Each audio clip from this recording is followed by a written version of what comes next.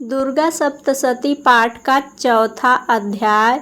इंद्रादि देवताओं द्वारा देवी की स्तुति। महर्षि मेधा बोले, देवी ने जब पराक्रमी दुरात्मा महिषासुर को मार गिराया और असुरों की सेना को मार दिया, तब इंद्रादि समस्त देवता अपने सिर तथा शरीर को झुकाकर भगवती की स्तुति करने लगे। जिस देवी ने अपनी शक्ति से यह जगत व्याप्त किया है और जो संपूर्ण देवताओं तथा महर्षियों की पूजनीय है, उस अंबिका को हम भक्तिपूर्वक नमस्कार करते हैं। वह हम सब का कल्याण करें। जिस अतुल प्रभाव और का वर्णन भगवान विष्णु, शंकर और ब्रह्मा जी नहीं कर सके, वहीं चंडिका देवी इस संपूर्ण जगत का पालन करें और अशुभ भय का नाश करें।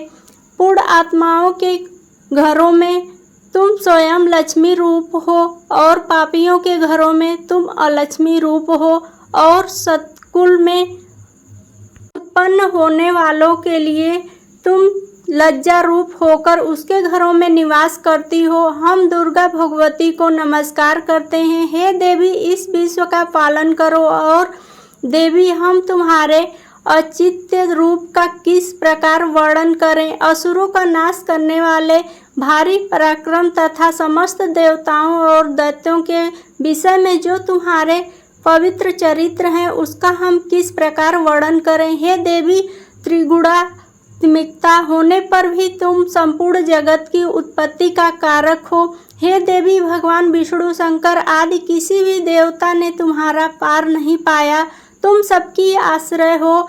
यह संपूर्ण जगत तुम्हारा ही अंश है, रूप है, क्योंकि तुम सबकी आदिभूत प्रकृति हो। हे देवी, तुम्हारे जिस नाम के उच्चारण से संपूर्ण यज्ञों में सब देवता तृप्ति लाभ करते हैं, वह स्वाहा तुम ही हो।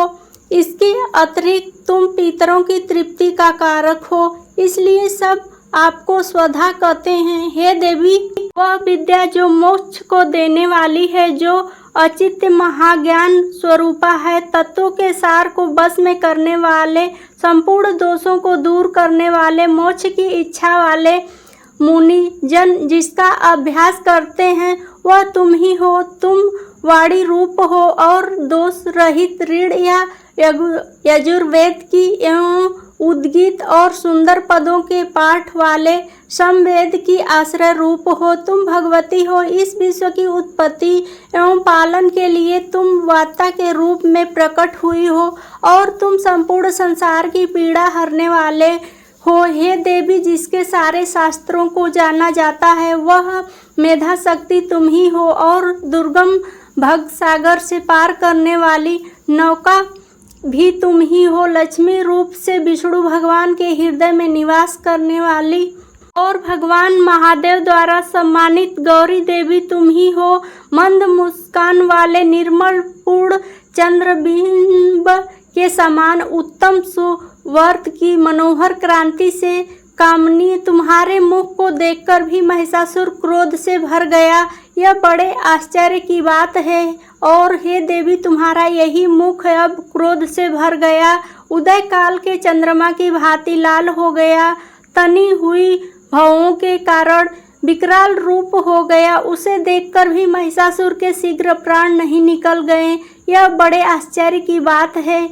इसके कुपित मुख के दर्शन करने भला और कौन जीवित रह सकता है। हे देवी, तुम हमारे कल्याण के लिए प्रसन्न हो जाओ। आपके प्रसन्न होने से इस जगत का अभ्युदय होता है और आप क्रुद्ध हो जाती हो तो कितने ही कुलों का सर्वनाश हो जाता है। यह हमने अभी अभी जाना है कि जब तुमने महिषासुर की बहुत बड़ी सेना को देखते देखते मार दिया है। हे देवी, सदा अभिभूत प्रताप देने वाली तुम जिस पर प्रसन्न हो जाओ, वही देश के सम्मानित होते हैं। उसके धन यश की वृद्धि होती है।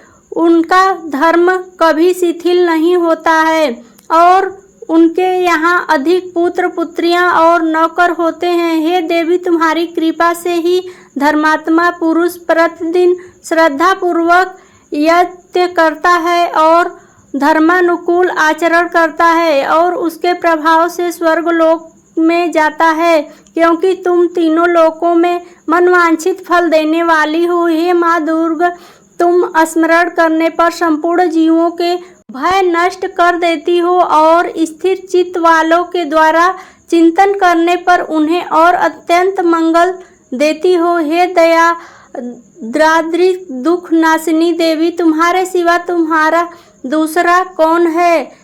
तुम्हारा चित्त सदा दूसरों के उपकार में लगा रहता है। हे देवी, तुम शत्रुओं को इसलिए मारती हो कि उनके मारे से दूसरों को सुख मिलता है। वह चाहे नरक में जाने के लिए चिरकाल तप पाप करते रहे हो, किंतु तुम्हारे साथ युद्ध करके सीधे स्वर्ग हो जाएं, इसलिए तुम उनका वध करती हो। हे देवी, क्या तुम दृष्टिपात से समस्त असुरों को भस्म नहीं कर सकती? अवश्य ही कर सकती हो, किंतु तुम्हारा शत्रुओं को शास्त्रों के हारा मानना इसलिए है कि शास्त्रों के द्वारा मरकर वे स्वर्ग को जाएं। इस तरह हे देवी, उन शत्रुओं के प्रति भी तुम्हारा विचार उत्तम है। हे देवी, तुम्हारे उग्र खंडन की चमक से और त्रिशूल की नोक की क्रांति की किरणों से असुरों के आंखें फूट नहीं गई।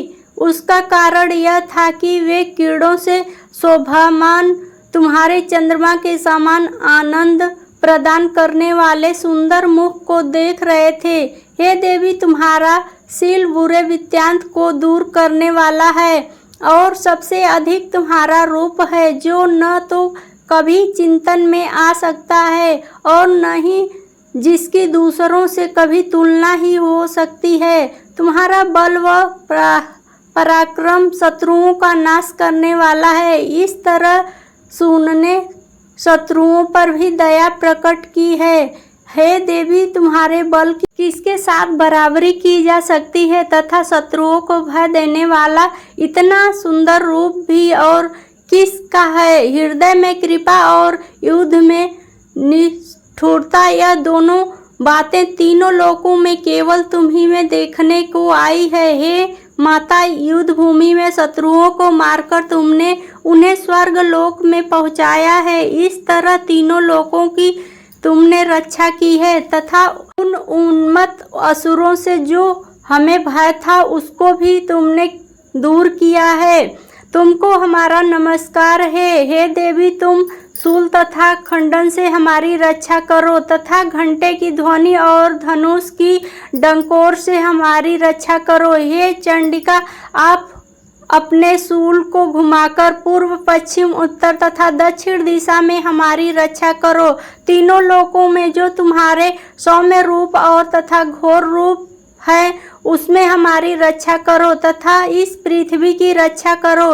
हे अंबिका, आपके हर पल्लवों में जो खंडन, शूल और गदा आदि शस्त्र शोभा पा रहे हैं उनमें से हमारी रक्षा करो। महर्षि बोले कि इस प्रकार जब सब देवताओं ने जगत माता भगवती की स्तुति की और नंदवन के पुष्पों तथा गंध अनुलोपों तथा द्वारा उनका पूजन किया, फिर सबने मिलकर जब सुगंधित व दिव्य धूपों द्वारा उनको सुगंधित निवेदक की, तब देवी ने प्रसन्न होकर कहा, हे देवताओं, तुम सब मुझसे मनवांछित वर मांगो। देवता बोले, हे भगवती, तुमने हमारा सब कुछ कार्य कर दिया, अब हमारे लिए कुछ भी मांगना बाकी नहीं रहा, क्योंकि तुमने हमारे शत्रु महिषासुर को मार डाला है। हे महेश्वरी, तुम इस पर भी यदि हमें कोई वर देना चाहती हैं तो बस इतना वर दो कि जब जब हम आपका स्मरण करें तब तब आप हमारी विपत्तियों को हरण करने के लिए हमें दर्शन दिया करो। अंबिका जी ने जो कोई भी तुम्हारी स्तुति करे तुम उनको वित्त, समृद्धि और वैभव देने के साथ ही उनके धन और स्त्री आदि संपत्ति बढ़ावे और सदा हम पर प्रसन्न रहें। महर्षि बोले, हे राजन, देवताओं ने जब जगत के लिए तथा अपने लिए इस प्रकार प्रश्न किया तो बस तथा अस्तु कहकर देवी अंतर्ध्यान हो गई। हे भूत जिस प्रकार तीनों लोकों का हित चाहने वाली यह भगवती देवी देवताओं के शरीर में उत्पन्न हुई थी, वह सारा वृत्तांत मैंने तुमसे कह दिया। और इसके पश्चात दुष्ट असुरों तथा शुंभ निशुंभ का वध करने और सब लोगों की रक्षा करने के लिए जिस प्रकार गौरी देवी के शरीर से उत्पन्न हुई थी, वह सारा वृत्तांत मैं यथावत वर्णन किया हूँ। प्लीज वीडियो को लाइक शेयर और सब्सक्राइब जरूर करें। वीडियो देखने के लिए बहुत बहुत धन्यवाद।